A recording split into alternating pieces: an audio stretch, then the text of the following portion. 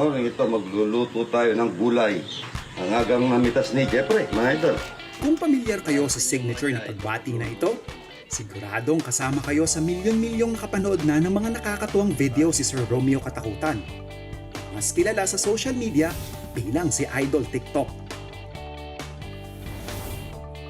Ang laman ng kanyang mga videos ay ang mga pang-araw-araw na mga eksena dito sa kanyang 20-hectare farm sa San Luis, Pampanga, ang Lotcar Farm.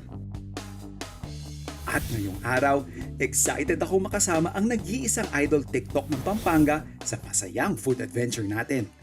So sir, ito yung madalas ninyong pinangko-content sa inyong account, ano? Oo, sa TikTok.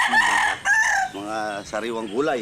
Lalo na ito, madalas tong naibibida nyo, ano? Oo, masarap yan. Yung mga, sa katawan ng tao, masarap yan. Yes! Yeah, may kwento ko sa inyo, sir, yung medyo itong bulaklak ng kalabasa, sentimental din sa akin to eh. Oo. Kasi nung college ako, wala kaming ibang hanap buhay, kundi ganito lang din, pagtatanim. Tapos yung nanay ko, tuwing umaga, may mga tanim kaming ilang puno ng kalabasa. So, pag yan, gantong season na namumulaklak na sila, mamimitas yung nanay ko, dadalhin sa palengke, tapos kung ano yung mapagbentahan, yun yung baon ko sa school. At saka sir, ito, tinuro rin sa akin ng airpods. I'm sure dun sa mga food explorers natin na hindi pa familiar, may mga times kasi, kunyari, yung lugar ninyo, wala masyadong pollinators, wala masyadong mga bubuyog, mga paru-paro. Kahit na hindi nalagyan. So, pag may incident na gano'n, tapos mapapansin nyo hindi nagtutuloy yung bunga ng kalabasa ninyo, what you can actually do is i-manual silang pollinate. Kapag hindi nag-pollinate or pag hindi na-pollinate yung babaeng bulaklak, ito yung mangyayari. Ito yung mga madalas nating nabibili sa palengke. Tapos, ito yung lalaki na tinatawag, tama po sir, ano? Tapos, ito naman yung babae. Yan, siya yung may buko na yan, siya yung may bunga. So makikita ninyo, kunyari, yun nga, kung mapapansin ninyo yung puno ninyo ng kalabasa hindi nagtutuloy madalas, namamatay, what my dad taught me is you can manually pollinate para mas mataas daw yung survival or yung chance na mabuo yun into full-grown bunga. What you do is, tatanggalan mo yan, para mo siya ma-shoot doon sa loob. Kasi makipapansin ninyo, ito yung patusok. Kung mapapansin ninyo yung female na bulaklak, parang sakto siya. And then, ipapasok lang natin siya, i-shoot. Tapos iwan na natin yan dyan. So yun, that's basically how you do manual pollination ng squash. Ginagawa rin yan sa ibang halaman, pero in this case yan. Yan yung pwede natin gawing technique. Ayan, pati talbos. Sa mga paborito kong gulay yan. Ay, dami. Dami. Another tip, kailangan maaga nyo siya i-harvest kasi kapag habang tumataas ang araw, Tumitipin. yan, yung kala nyong ganyang bumubukadkad, nagsasara na yan. Tapos hindi mo na mababalikan kinabukasan yan. So, kailangan ma-harvest mo na siya. So, kadalasan to sir, saan nyo po hinahalo? Dinding. Patola at saka yung bunga. Opo. Tsaka, iniyaw na ito o talapia. Okay. Taog. May naisip kasi akong recipe sir na feeling ko hindi nyo pa ulit natitikman eh. Nakakatingin ko yan. Subukan natin.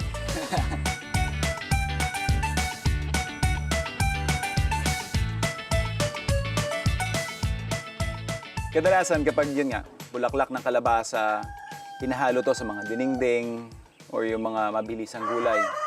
Sa amin to, hugas bigas, tapos patani. Yun yung normal na sinaserve sa amin ni Airpods, tapos konting bagong isda.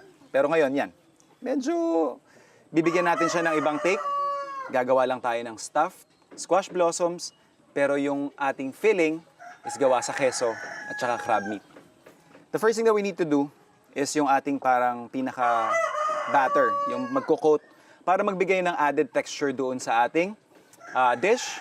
So parang gagawa tayo ng tempura. First thing that we need to do is mix our all-purpose flour. Then yung ating water.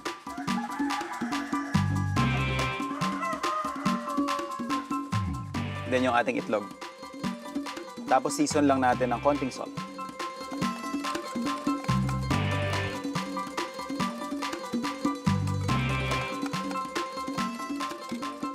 So kung mapapansin nyo, malapot na malapot pa yung ating batter.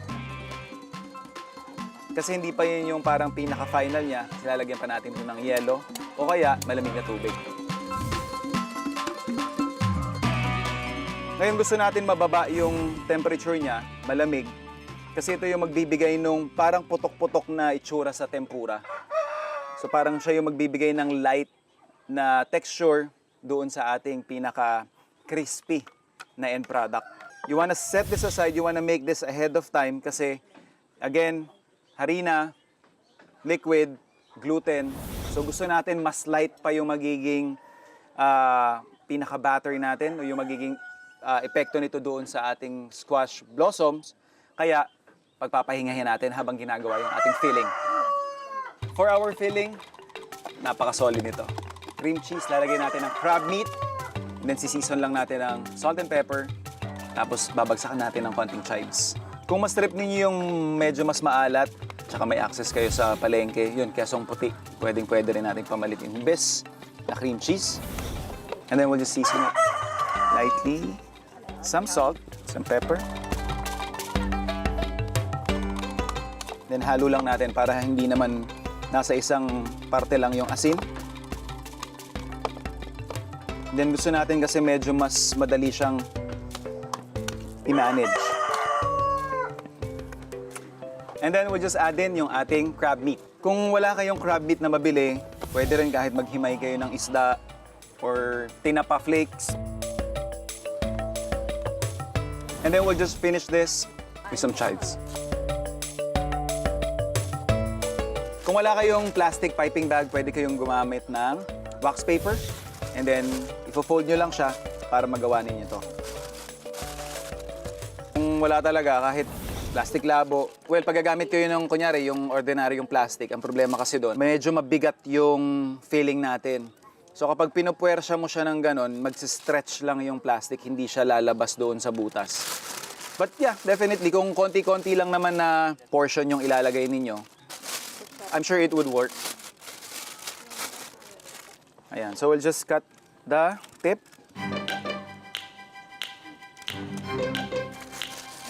Para mai.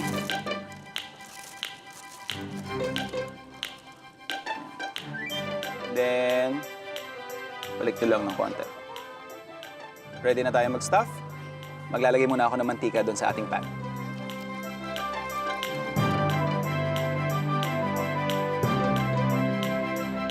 So yan.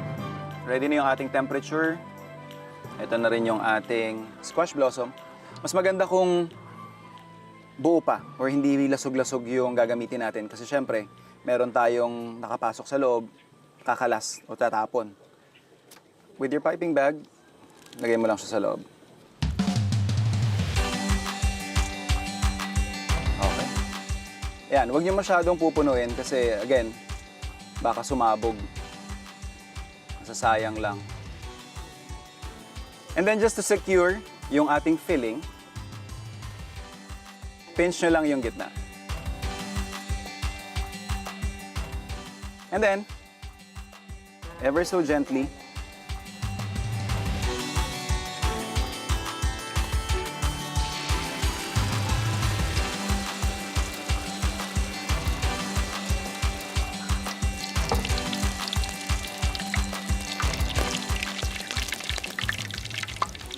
so guys, ito yung sinasabi natin, yung mga blisters na yan. Yan. So yung temperature, yun yung nakatulong dyan. Thank you, sir. 1-0.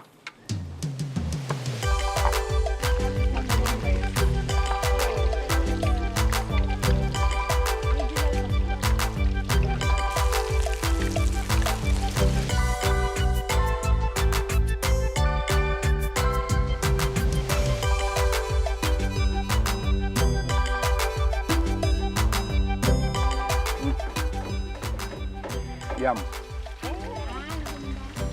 Mainit.